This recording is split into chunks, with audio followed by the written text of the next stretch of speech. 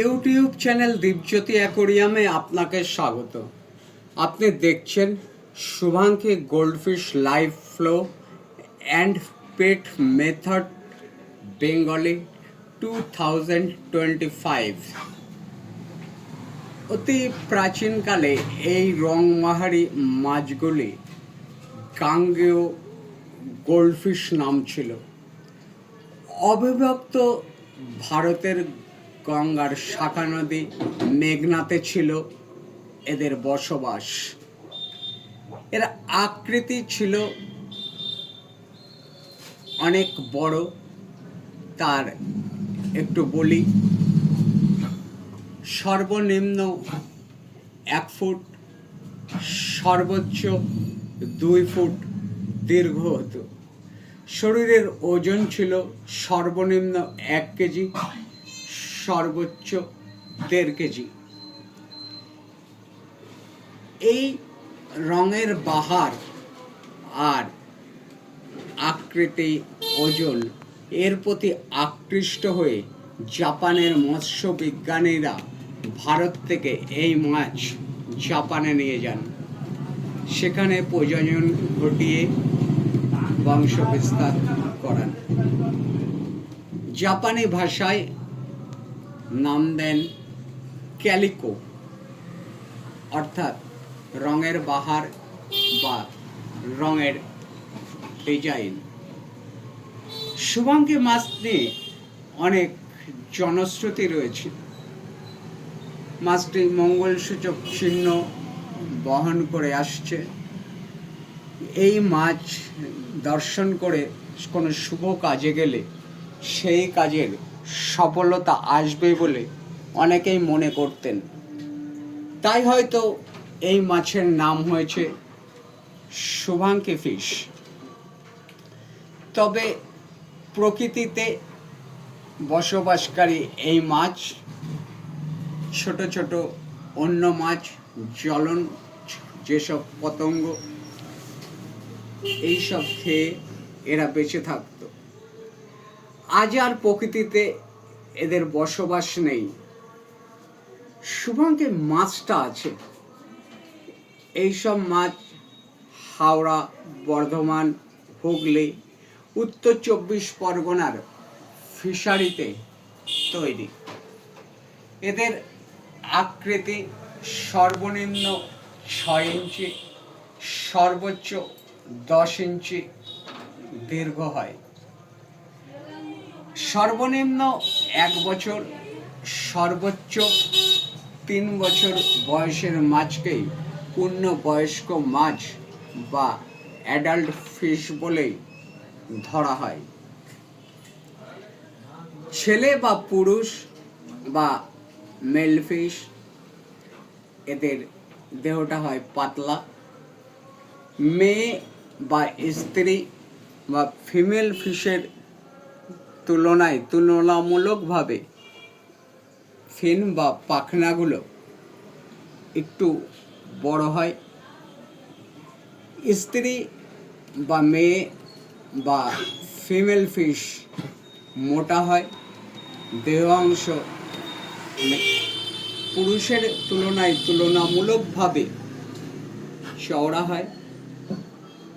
পুরুষের তুলনায় পাখনা বা ফিনগুলি ছোট হয়। জ্যৈষ্ঠ মাসের শেষের থেকে শ্রাবণ মাসের শেষ, এই সময়টায় শুভাঙ্কি মাছের ডিম দেবার আদর্শ সময়।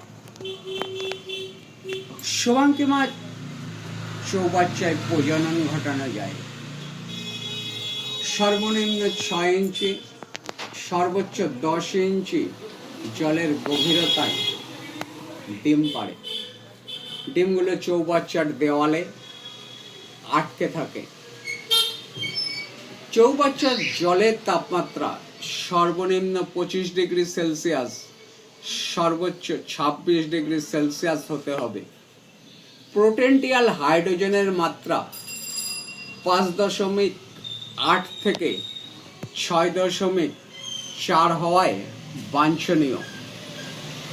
DH 1। সর্বনিম্ন 2 দিন, সর্বোচ্চ 6 দিনের মধ্যে ডিম ফুটে শুভাঙ্কের ধানে বেরিয়ে আসে। তখন একে রেণুপোনা বলে আখ্যা দেওয়া হয়। এই রেণুপোনা সর্বনিম্ন 48 ঘন্টা, সর্বোচ্চ 72 ঘন্টা কিছু খায় না। তারপর সামান্য গুঁড়ো খাবার, সুজি পোকা খাইয়ে ফিশারম্যানের কর্মীরা একটু একটু করে বড় করে তোলেন। রেণুপোনাগুলি যাতে দলা পেকে না যায় তার জন্য তারা কৃত্রিমতা অবলম্বন করে জলে তরঙ্গের সৃষ্টি করেন। এই শুভাঙ্কে মাছ নিয়ে 3 ধরনের ব্যবসা হয়। এক ধরনের ব্যবসায়ীরা রেণুপোনা তৈরি করে হাজারে হাজারে রেণুপোনা বিক্রি করে দেন। ওই রেণুপোনা যারা মাছ রেয়ারিং করেন বা পালন করেন তারা কিনে নিয়ে গিয়ে বড় বড় ড্যাম বা চৌবাচ্চায় বা ছোট বড় হাপাতে পালন করেন। যখন এই রেণুপোনাগুলির দীর্ঘ 1.5 ইঞ্চি থেকে 2 ইঞ্চি হয়ে গেল তখন বাজারে বিক্রি হয়ে যায়। এর থেকে বড় করার সুযোগ কিন্তু পালনকারীরা পান না, তার আগেই বিক্রি। বন্ধু, আপনি যদি অ্যাকোরিয়ামে শুভাঙ্কি ফিশ পুষতে চান তাহলে অ্যাকোরিয়ামটা একটু বড় হলেই ভালো হয়। অ্যাকোরিয়ামটা আপনার রুচি মতো, অর্থাৎ আপনার যেরকম ভালো লাগবে আপনি সেইভাবেই সাজাতে পারেন। বাড়ির মোটরের জলে পোটেনশিয়াল হাইড্রোজেনের মাত্রা 7.4 পেয়ে যাবেন, ওতেই চলবে। জলের তাপমাত্রা 25 ডিগ্রি সেলসিয়াস থেকে 28-30 ডিগ্রি সেলসিয়াস হলেও কোনো অসুবিধা হবে না। একটা এয়ার পাম্প অবশ্যই ব্যবহার করবেন। অ্যাকোরিয়ামের মাপ অনুযায়ী ভারী ময়লা টানতে সক্ষম এরকম কোনো ফিল্টার, সে টপ ফিল্টারই হোক আর পাওয়ার ফিল্টারই হোক, ব্যবহার করবেন। অ্যাকোরিয়ামে মাছগুলোকে সিজন করে ছেড়ে দিলে 24 ঘন্টা কিন্তু মাছগুলো কিছু নাও খেতে পারে, ঘাবড়াবেন না। মাছকে 2 বার খেতে দিন। অপটিমাম কোম্পানির খাবার শুভাঙ্কি মাছের সবথেকে উপযুক্ত খাবার বলেই আমি মনে করি। এটা আমার ব্যক্তিগত ধারণা। দানা যাতে অতিরিক্ত না হয়ে যায় সেদিকে বিশেষ নজর রাখবেন। জলের ঘনত্ব ঠিক রাখতে জলের পরিমাণ অনুযায়ী অ্যান্টি-আইসিস, জেনাইলেট, মালাচিগ্রিন এফ এই 3টে ঔষধ ব্যবহার করুন। সপ্তাহে 1 দিন ফিল্টারটা ধুয়ে পুনরায় ব্যবহার করুন। মনে রাখবেন, সার্ফ, সোডা, অ্যাসিড, শ্যাম্পু বা খার জাতীয় কোনো কিছু দিয়ে বা কোনো কেমিক্যাল দিয়ে অ্যাকোরিয়াম বা অ্যাকোরিয়ামের কোনো ইনস্ট্রুমেন্ট পরিষ্কার করবেন না, এতে অ্যাকোরিয়ামের ক্ষতি হয়। টপ ফিল্টার বা পাওয়ার ফিল্টারের রেসপন্স রোদে দেবেন না, পরিষ্কার জল দিয়ে ধুয়ে পুনরায় ব্যবহার করুন। এইভাবেই চলবে। অ্যাকোরিয়ামের মাপ অনুযায়ী আপনি লাইট ব্যবহার করতে পারেন।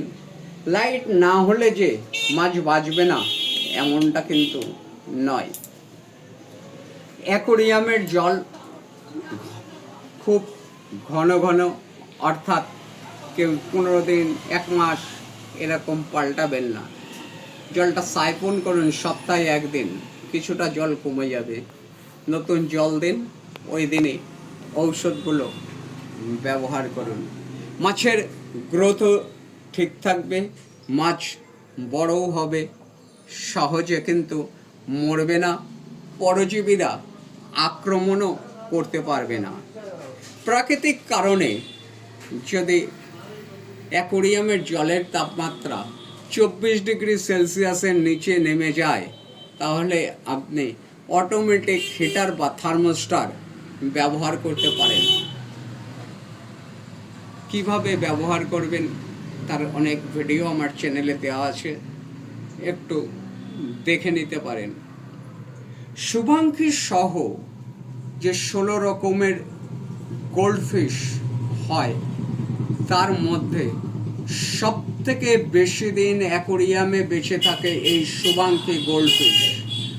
অতি সাধারণ প্রজাতির গোল্ডফিশ এটি। সর্বনিম্ন 25 বছর, সর্বোচ্চ 35 বছর অ্যাকোরিয়ামে বেঁচে থাকে। খুব শক্তপোক্ত গোল্ডফিশ।